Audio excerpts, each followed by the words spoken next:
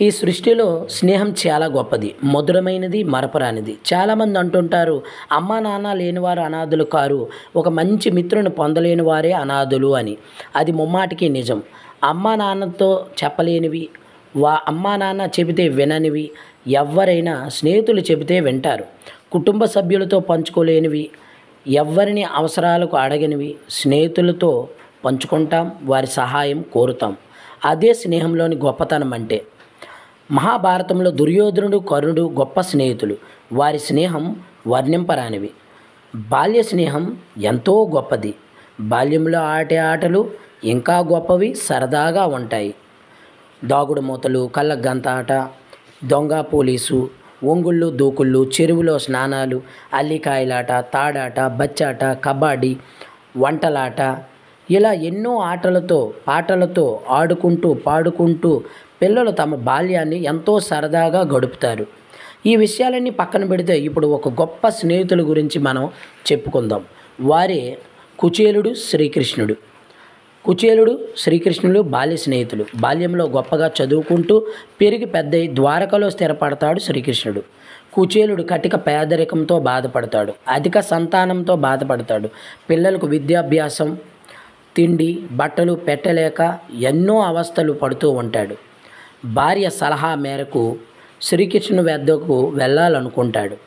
శ్రీకృష్ణుడికి ఎంతో ఇష్టమైనటువంటి అటుకులను తన వార్ల వస్త్రము అంచున తీసుకొని వెళ్తాడు. అలా బయలుదేరినటువంటి శ్రీకృష్ణుడు ద్వారకను నేను చేరుకోగలనా? సర్వలోకనాథుడిని, పద్మనేత్రుడు అయిన శ్రీకృష్ణుడిని నేను చూడగలనా? అక్కడ ద్వారపాలకులు అడ్డగించి, నీవు ఏ ప్రాంతం వాడివి, ఏ బ్రాహ్మణుడువు, ఎక్కడికి ఎందుకు వచ్చావు, భిక్షాటన చేయడానికి ఇది నువ్వు అనుకున్నటువంటి నగరము కాదే, ఇది శ్రీకృష్ణుడు నివాసము, ఇది శ్రీకృష్ణుడు ఉండేటటువంటి గొప్ప ద్వారక అని అడిగితే నేనేం చెప్పగలను? వారికి ఇవ్వడానికి కానుకలు కూడా నా వద్ద ఏమీ లేవే. అంతా శ్రీకృష్ణుని కరుణ మీదే ఆధారపడి ఉంది. ఇంకో దారి లేదు. శ్రీకృష్ణుడు నన్ను నిర్లక్ష్యం చేయడు. ఎందుకు ఇలాంటి వ్యర్థపు ఆలోచనలు? ఎలా అయితే అలా జరుగుతుందని శ్రీకృష్ణుడు ద్వారక నగరంలోనికి ప్రవేశించాడు. అన్ని లోకాలకు పూజనీయుడు, చక్రాన్ని ధరించినవాడు, జగత్ప్రసిద్ధి పొందినవాడు, గరుత్మంతుడిపై తిరిగినవాడు, పట్టు వస్త్రాలను ధరించినవాడు, పద్మపత్ర నేత్రముల వంటి కన్నులు కలవాడు, తీయని పలుకులు పలికేవాడు, పాల సముద్రంలో నివసించేవాడు, గొప్ప గుణాలు కలిగినవాడు శ్రీకృష్ణుడు.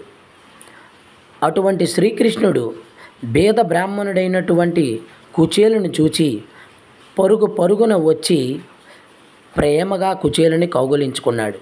చిరిగిన వస్త్రాలు ధరించినవాడు, కటిక పేదరికంతో బాధపడుతున్నటువంటి కుచేలుని చూసి తన దీనావస్థను చూడలేదు. తన కమ్మనైనటువంటి స్నేహాన్నే చూసినటువంటి గొప్ప మనసున్నవాడు శ్రీకృష్ణుడు. తన పాన్పును దిగి శ్రీకృష్ణుడు కుచేలునికి ఎదురుగా వెళ్ళి అతన్ని కౌగిలించుకొని బంధువులను గౌరవించుకునే విధముగా తన వెంట తీసుకొని పసిపాపను ఎత్తుకొని చేతులతో నడిపించే విధముగా కుచేలుని తన చేత్తో పట్టుకొని చక్కగా నడిపించుకొని బంగారు పాత్ర తన కాళ్ళు వద్ద పెట్టి నీళ్లు తెచ్చి తన కాళ్ళు కడిగినటువంటి ఆ నీళ్లను తన తలపై చల్లుకొని మృదువైన కస్తూరి పచ్చకర్పూరం కలిపిన చందనాన్ని అతని శరీరం నిండా పూసి తన అలసట పోయేటట్టుగా తాటాకులతో విసనకర్రను వీపి తన ఆనందాన్ని కలిగించే సువాసనలతో అగరత్తులను సమర్పించి ప్రకాశించే మణిదీపాలతో హారతి ఇచ్చెను. ఆ తరువాత సుగంధాలు వెదజల్లే పరిమళ ద్రవ్యాలను పూసాను. పచ్చకర్పూరాన్ని, తాంబూలాన్ని అందించెను. స్వచ్ఛమైనటువంటి పరిశుద్ధమైనటువంటి గోవును దానం చేశాను. గౌరవంతో కుశల ప్రశ్నలు వేశాను. అంతటి కుచేలుని శరీరం మనస్సుతో ఆనందంతో పులకరించెను. ఆనంద బాష్పాలు నేల రాలెను. అటువంటి సమయంలో శ్రీకృష్ణుణ్ణి ప్రేమగా కౌగిలించుకొని తను ఇష్టంగా తెచ్చినటువంటి అటుకులను ప్రేమగా శ్రీకృష్ణునికి తినిపించాడు. పంచభక్ష పరమన్నాలు తిన్నారనేటువంటి కలగనటువంటి రుచి నీ అటుకులు పెట్టినప్పుడు కలిగింది అని మిత్రునికి ప్రేమగా చెప్పినటువంటి ప్రేమస్వరూపి శ్రీకృష్ణుడు. దీనంతటిని చూస్తున్నటువంటి అంతఃపుర స్త్రీలు ఈ బ్రాహ్మణ ఉత్తముడు ఎంత గొప్పవాడో, ఎవ్వరికి రానటువంటి గొప్ప అదృష్టము ఈ ఈ బ్రాహ్మణుడికి కలిగెను. ఏ పూర్వజన్మలో ఎంత తపస్సు చేశాడో, కాకపోతే యోగీశ్వరులచే సేవించబడు ఈ శ్రీకృష్ణుడు ఈరోజు ఇతడిని సేవిస్తున్నాడు. శ్రీకృష్ణుని శయ్యపై ఎవరూ కూర్చొని వాడు ఇతడు కూర్చున్నాడు. ఎంతటి మునులు ఋషులు రానటువంటి భోగభాగ్యము ఈయనకి వచ్చెను. ఏ ఋషులైనా తలతూగగలరా ఈ పేద బ్రాహ్మణుడి ముందు అని వాళ్ళలో వాళ్ళే ఎంతో గొప్పగా కుచేలుడి గురించి, శ్రీకృష్ణుడు చేస్తున్నటువంటి సేవల గురించి ఎంతో గొప్పగా చెప్పుకున్నారు.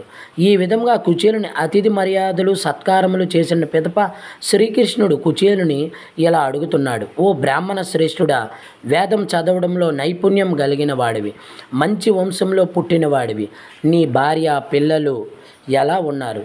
నిన్ను చూస్తుంటే నీ భార్య పిల్లలకు కనీస సౌకర్యాలు, ఇల్లు పొలం దళం ఏమీ లేనట్లుగా కనిపిస్తున్నది అని అడుగగా, బాల్య స్నేహితుడు బాధపడతాడేమో, అతని మనసు నొచ్చుకుంటుందేమో అని తప్పక మనసొప్పక తన ఇంటి పరిస్థితులను చెప్పి మిత్రుణ్ణి బాధ పెట్టలేక అంతా కుశలమే అని నవ్వుతూ చెప్పాడు కుచేలుడు. సర్వం గ్రహించిన సర్వాంతర్యామి శ్రీకృష్ణుడు కుచేలుని చూడగానే తన దీన పరిస్థితిని గ్రహించాడు.